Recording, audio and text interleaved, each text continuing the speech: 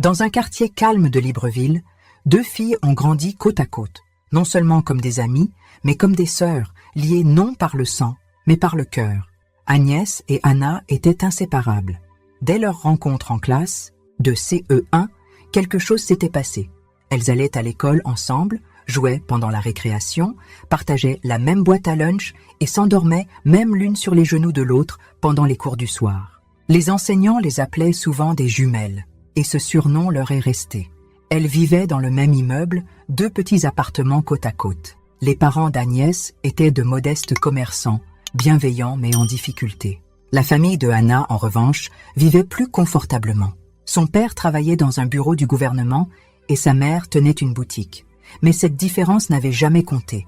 Pas pour elle. Agnès était calme, réfléchie, toujours le nez dans un livre. Anna était bruyante, drôle et un peu théâtrale, du genre à pouvoir parler pour éviter une punition. Ensemble, elles formaient un équilibre. Après l'école, elles rentraient vite à la maison, jetèrent leurs sacs et se précipitèrent dans la cour, sous le manguier, pour étudier. Agnès aidait Anna à comprendre les maths, tandis que Anna apprenait à Agnès à tresser les cheveux et à dessiner des sourcils parfaits. « J'aimerais qu'on puisse aller dans la même université », avait un jour dit Anna, la tête posée sur les genoux d'Agnès en regardant les nuages. « Moi aussi », avait répondu Agnès. « Mais même si ce n'est pas le cas, on restera toujours proches, hein ? Pour toujours, promis », avait dit Anna en levant son petit doigt. Mais le pour toujours avait ses propres projets. Après le lycée, elles réussirent toutes les deux brillamment leurs examens. Agnès obtint même une bourse, mais ses parents n'avaient pas les moyens de payer le déménagement et les autres frais. Elle s'inscrivit donc dans une université d'État à proximité. Anna, dont les parents avaient plus de ressources, fut envoyée dans une université privée à Libreville. Le jour de son départ, Agnès resta à la grille, agiter la main jusqu'à ce que la voiture disparaisse. Au début, elle restait en contact. Notes vocales, appels de minuit, messages pleins de « tu me manques » et « attends d'entendre ce que j'ai à te raconter ». Mais avec le temps, les choses commencèrent à changer. Agnès remarqua que les réponses d'Anna devenaient plus brèves. Les appels se transformèrent en appels manqués. Les messages restaient non lus. Et puis, pendant les vacances, tout bascula. Agnès rentra de l'université, excitée à l'idée de revoir sa meilleure amie. Mais lorsqu'elle demanda à sa mère si Anna était à la maison, celle-ci répondit doucement « Ils ont déménagé. » Dans leur propre maison de l'autre côté de la ville. Agnès cligna des yeux. « Quoi? Quand? » « Le mois dernier. »« Anna t'a dit quelque chose? Même pas un message ?» Sa mère secoua la tête. « Rien, ma fille. » Confuse et blessée, Agnès essaya d'appeler Anna. Pas de réponse. Elle envoya des messages. Aucun retour. Pendant des semaines, une seule question l'obséda. Pourquoi Anna serait-elle partie sans dire au revoir? Dans ce silence, quelque chose en elle commença à se briser. Était-ce la fin de leur sœur de cœur ou juste une pause douloureuse? Elle ne le savait pas encore. Mais la vie s'apprêtait à les emmener toutes les deux sur un chemin qu'aucune d'elles n'aurait pu imaginer. Les semaines devinrent des mois, et le silence entre Agnès et Anna devenait plus assourdissant que n'importe quelle dispute. Chaque matin, Agnès vérifiait encore ses messages dans l'espoir d'y voir une réponse. Ses appels restaient sans réponse. Leur amitié autrefois chaleureuse était désormais comme un fantôme qui la hantait chaque jour. Sa poitrine se serrait chaque fois qu'elle passait devant l'endroit où elle s'asseyait sous le manguier. Elle s'y asseyait souvent seule maintenant, regardant le ciel, se rappelant leurs rêves. « Agnès, » disait Anna autrefois, « on va réussir. Toutes les deux. Tu seras le cerveau de notre entreprise et moi, le visage. Personne ne pourra nous arrêter. » Mais elle était seule, désormais. Sa mère remarqua la tristesse dans ses yeux. « Tu dois lâcher prise, ma fille, » lui dit-elle doucement. « Peut-être que la vie vous emmène simplement dans des directions différentes, Agnès ?» Acquiesça, mais son cœur n'était pas prêt. Elle tenta de se plonger dans ses études. À l'université, elle obtenait les meilleures notes, respectée par les professeurs comme par les camarades. Mais malgré ses résultats brillants, les offres d'emploi étaient rares après l'obtention de son diplôme. Elle postulait partout, déposant son CV en main propre, en ligne. Mais chaque fois la réponse était la même. Soit aucune réponse, soit on lui disait qu'elle était trop qualifiée. Un jour, après un autre rejet, Agnès s'assit seule dans un petit café, en bord de route, mangeant du riz et des haricots avec un sachet d'eau. Une notification s'afficha sur son téléphone. Offre d'emploi, recherche agent de nettoyage, grande entreprise, postulez maintenant. Elle fixa l'annonce longuement. Agent de nettoyage. Elle avait obtenu son diplôme avec mention. Très bien. Ses professeurs disaient qu'elle était l'un des plus brillants esprits de sa génération. Mais elle était désespérée. Ce soir-là, allongée sur le dos, fixant le plafond pendant que sa mère ronflait doucement à côté d'elle, ses pensées tourbillonnaient. Est-ce pour ça que je me suis battue? C'est ça ma récompense. Au matin, elle avait pris sa décision. Agnès postula. La semaine suivante, elle reçut un message l'invitant à un entretien. Habillée de ses plus beaux vêtements, une jupe simple et un chemisier, elle arriva en avance, CV en main. Le responsable RH jeta à peine un œil au papier. On ne recrute pas souvent des gens avec ce genre de qualifications pour des postes de nettoyage, dit-il. Mais vous avez l'air motivé? Je le suis, répondit Agnès d'un ton assuré. Je ne suis au-dessus d'aucun travail, je veux juste travailler. C'est ainsi qu'Agnès commença à travailler comme agente d'entretien, dans l'une des plus grandes entreprises de la ville. Ce n'était pas facile. Levée très tôt, uniforme trempé de sueur, gens qui l'ignoraient comme si elle était invisible. Mais Agnès gardait une dignité tranquille, sans jamais se plaindre.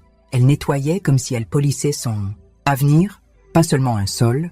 Puis, un matin, après 5 mois de travail, elle entra dans le hall principal, balai à la main, et s'immobilisa.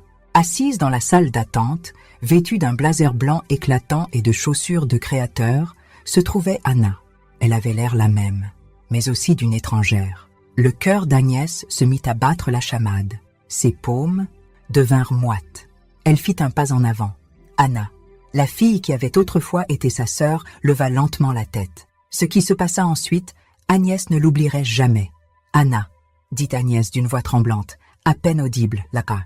Phil en blazer blanc leva les yeux lentement. Son visage était parfaitement maquillé, les lèvres brillantes de gloss, les cils longs et nets. Une fraction de seconde, un éclat de reconnaissance passa dans ses yeux. Puis il disparut. Anna cligna des yeux et inclina la tête. « Agnès ?» Agnès s'avança, le cœur battant. « Oui, j'ai essayé de te joindre. J'ai appelé, j'ai envoyé des messages quand ma mère m'a dit que vous aviez déménagé.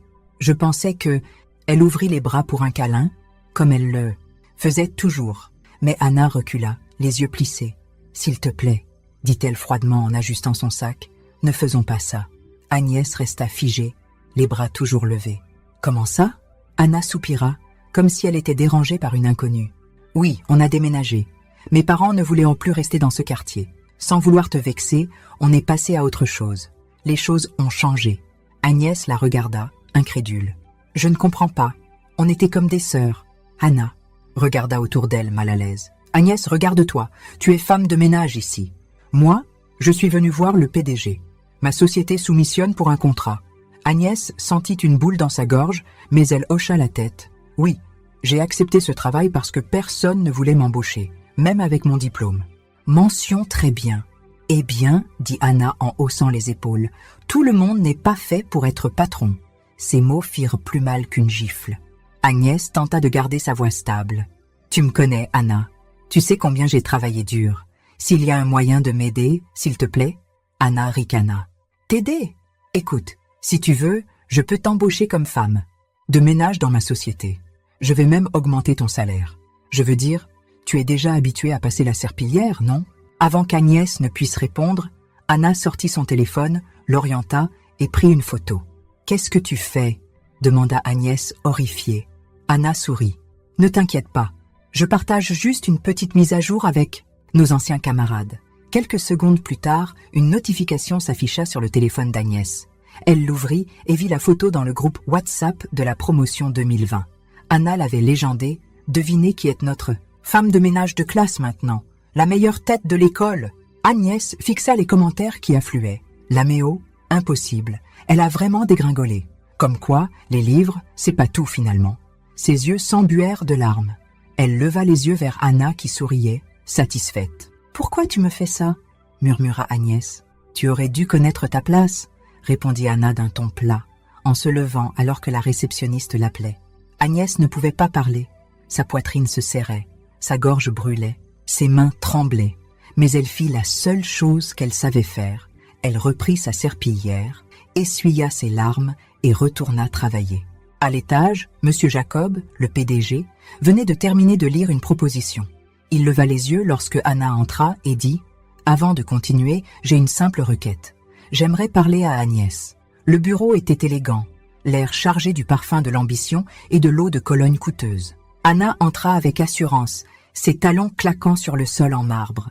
Elle sourit comme si le contrat lui appartenait déjà. « Bonjour, Monsieur Jacob, » dit-elle d'une voix douce, tendant une main ferme. « Mademoiselle Anna, » répondit Monsieur Jacob en lui faisant signe de s'asseoir. « Votre proposition est prometteuse, bien rédigée, claire et appuyée par des chiffres solides. » Anna sourit de plus belle. « Merci, monsieur. Nous prenons notre travail au sérieux. » Il tapa son stylo pensivement sur le bureau. « Il y a juste une chose avant que je prenne ma décision finale. » Anna se pencha. « Tout ce que vous voudrez, monsieur. J'ai remarqué que vous avez parlé avec l'une de nos employées, Agnès. » Une lueur d'inquiétude traversa le visage d'Anna. « Oui, nous nous connaissions, amis d'enfance, même école secondaire, mais nous avons suivi des chemins différents après. » Monsieur Jacob hocha lentement la tête. « Intéressant, car j'ai gardé un œil sur Agnès depuis qu'elle travaille ici. Très assidue, jamais en retard, elle travaille avec fierté et humilité. » Anna se tortilla sur sa chaise. « Oui, elle a toujours été intelligente, un peu trop sérieuse, mais oui. » « Eh bien, » poursuivit Monsieur Jacob, « j'ai une petite tradition dans cette entreprise. Quand quelqu'un proche d'un contractant potentiel travaille ici, je lui demande une recommandation personnelle. Pas pour décider seul, mais pour avoir un aperçu du caractère. Monsieur, je ne pense pas que ce soit nécessaire. »« Oh, mais j'insiste. » Il appuya sur un bouton de l'interphone. « Veuillez envoyer Agnès dans mon bureau. » En bas, Agnès était dans la salle de repos, essayant d'essuyer ses larmes quand l'appel arriva. Ses mains tremblaient alors qu'elle redressait son uniforme. Elle ne comprenait pas pourquoi on la convoquait, mais un pressentiment lui disait que c'était à cause de Anna. Elle frappa doucement et entra. « Bonjour, monsieur, » dit-elle les yeux baissés. « Agnès, » dit chaleureusement Monsieur Jacob. « Comment trouvez-vous le travail ? » « Ça se passe bien, monsieur. Je suis reconnaissante pour cette opportunité. »« Bien, je suis vos performances. Vous avez gagné mon respect. Maintenant, j'ai une requête. Je sais que vous avez un passé commun avec mademoiselle Anna. Je veux que vous me parliez d'elle. Recommandez-vous son entreprise pour ce contrat ? » Le cœur d'Agnès battait à tout rompre. C'était le moment. Elle jeta un œil vers Anna, tendue, la fixant comme un fauve prêt à bondir. Elle pouvait dire la vérité, parler de la cruauté, de l'humiliation, de la photo, des messages. Elle pouvait enfin tout révéler. Mais au lieu de ça, Agnès prit une profonde inspiration. « Oui, monsieur, » dit-elle doucement. Elle est compétente. Nous ne nous sommes pas parlé depuis longtemps, mais je crois qu'elle connaît bien son travail. » Les épaules d'Anna se détendirent légèrement. Elle esquissa un sourire narquois. Jacob s'adossa à son siège, joignant les mains. « Merci Agnès. » Puis un long silence. Enfin, il reprit, mais cette fois avec une pointe tranchante dans la voix. « Vous savez, dit-il lentement, cette entreprise dispose de caméras de surveillance et de micros dans tous les espaces communs pour la sécurité et l'intégrité. » Les deux femmes se figèrent. « J'ai tout entendu, Anna. Depuis le moment où vous avez insulté Agnès jusqu'à la publication de cette photo. » Le sourire d'Anna disparut.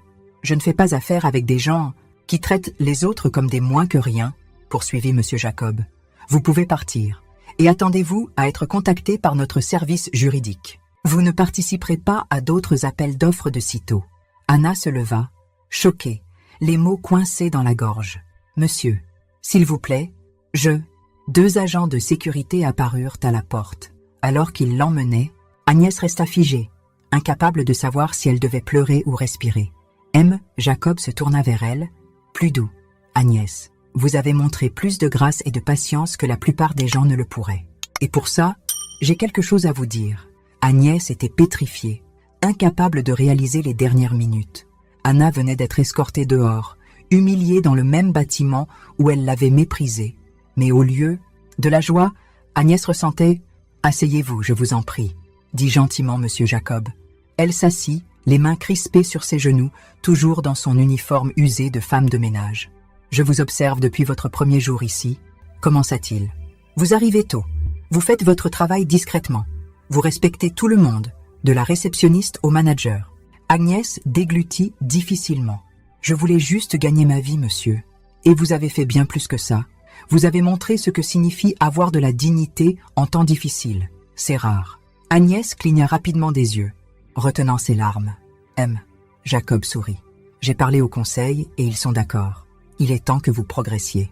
Elle leva les yeux lentement, incertaine d'avoir bien entendu. Monsieur, je veux vous nommer assistante du responsable des installations. Ce n'est pas juste un titre. Vous n'aurez plus à nettoyer. Vous aurez votre propre bureau. Vous superviserez tout le personnel, avec formation bien sûr. Et si vous continuez ainsi, je vous vois directrice générale un jour. Agnès écarquilla les yeux. Son cœur battait si fort qu'elle n'entendait plus ses pensées. Mais, monsieur, je n'ai même pas postulé. Vous n'en aviez pas besoin. Vos actes ont parlé pour vous.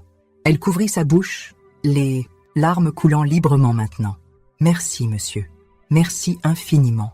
Monsieur Jacob se leva et lui tendit la main. Elle la serra de ses deux mains. Rentrez chez vous pour aujourd'hui, dit-il. Demain, une nouvelle vie commence. Quand Agnès sortit du bureau, les autres employés la regardaient, intrigués. Elle ne dit rien.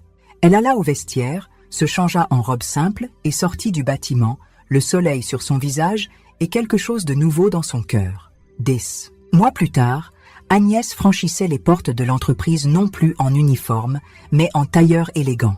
Sa confiance avait grandi, sans entacher son humilité. Le personnel la respectait, non pour son titre, mais pour sa façon de traiter. Chacun, elle acheta une maison pour sa mère. Elle commença à parrainer des jeunes filles de son ancien quartier, leur offrant des bourses et des conseils. Son histoire inspirait de plus en plus de gens.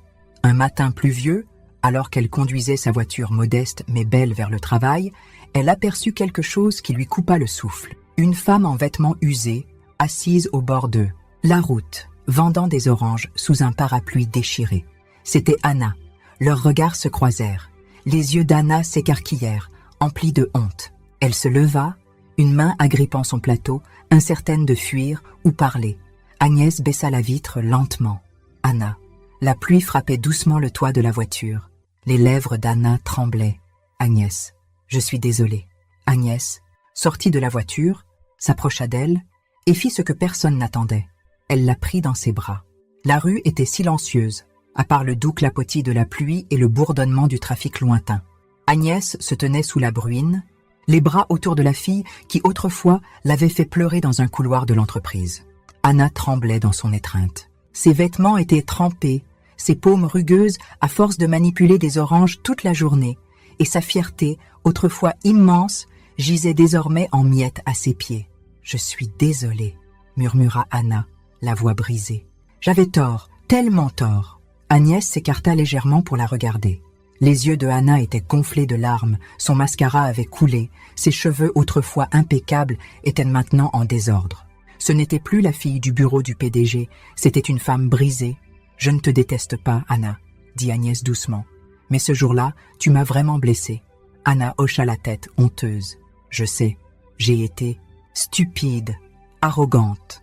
J'ai laissé l'argent me changer. Je pensais être supérieure. » Agnès soupira profondément. On a grandi ensemble. On partageait tout, même notre nourriture. Mais dès que les choses sont devenues difficiles pour... Moi, tu as disparu. Je voulais impressionner des gens qui ne se souciaient même pas de moi, dit Anna avec amertume. J'ai tout perdu en voulant paraître. Après que Monsieur Jacob m'ait blacklisté, plus aucune entreprise ne voulait de moi. Mon père est tombé malade. On a perdu notre maison. Maintenant, je vends des oranges pour survivre. Agnès regarda le petit panier d'oranges sous le parapluie, déchiré. Sa poitrine se serra. Elle se souvint des innombrables nuits où elles rêvaient toutes deux de devenir grandes, de changer leur monde, de sortir leur famille de la pauvreté.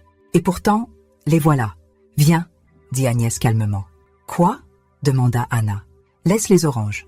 Viens avec moi. Tu ne peux pas rester ici sous la pluie. » Anna hésita. « Pas de mais », coupa Agnès. Elle l'aida à monter dans la voiture, la couvrit avec une veste de rechange et conduisit en silence.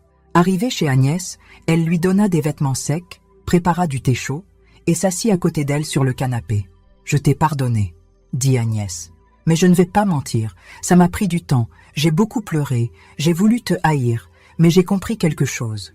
Tu n'as pas seulement perdu mon amitié, tu t'es perdu toi-même. C'est ça, la vraie punition. Et maintenant, peut-être que ceci est ta seconde chance. » Anna la fixa. « Tu veux encore m'aider après tout ça ?» Agnès esquissa un léger sourire. Moi aussi, un jour, j'ai eu besoin d'une chance. Peut-être que c'est ton tour maintenant. Elle prit un carton de visite propre dans son sac. Voici mon numéro et l'adresse de mon bureau. Viens me voir demain. Je t'aiderai à te relever si tu es prête à travailler. Anna le prit avec des mains tremblantes. Merci. Merci infiniment, Agnès. Agnès se leva et raccompagna Anna chez elle. Une fois chez elle, Anna s'endormit sur le canapé, des larmes silencieuses coulant sur ses joues.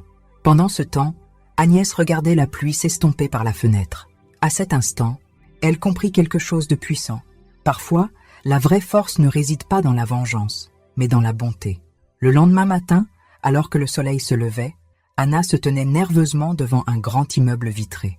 Les lettres, dorées, affichaient « Agnès Gold Ventures LTF ». Elle serrait fort la carte de visite dans sa main. Ses vêtements étaient propres mais simples. Son cœur battait fort. Elle n'était pas entrée dans un bureau depuis des années, depuis que l'entreprise de son père avait coulé et qu'elle était tombée dans la misère. À l'intérieur, la réceptionniste leva les yeux quand Anna s'approcha. « Bonjour », dit-elle timidement. « J'ai un rendez-vous.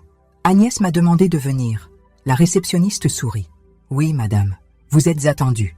Veuillez me suivre. » Les mains de Anna tremblaient alors qu'on la conduisait à travers un couloir décoré de photos, de prix et de collaborateurs bien habillés. Tout le monde semblait confiant, à sa place. Elle se sentait étrangère, comme si elle ne méritait pas d'être là. Puis la réceptionniste ouvrit une porte. Agnès était assise derrière un magnifique bureau en bois, vêtue d'un élégant tailleur, les cheveux coiffés en chignon soigné. Elle leva les yeux et sourit doucement. « Anna, tu es là, dit-elle. » Anna entra lentement. « Ton bureau est magnifique, » murmura-t-elle. « Merci. Assieds-toi, je t'en prie. » Un silence s'installa. « Je n'ai pas dormi de la nuit, » avoua Anna. « Je me demandais pourquoi tu m'aidais après tout ce que je t'ai fait. » Agnès la regarda droit dans les yeux. « Parce que je me souviens de qui tu étais, avant que la fierté ne prenne le dessus, avant que la vie ne nous humilie toutes les deux. Je crois que les gens peuvent changer, et je crois aux secondes chances. » Les yeux de Anna se remplirent de larmes. « Je ne mérite pas tout ça. »« Peut-être pas, » dit Agnès. « Mais je ne te donne pas ce que tu mérites. Je te donne ce dont tu as besoin. » Elle lui tendit un dossier. À l'intérieur se trouvait une lettre d'embauche.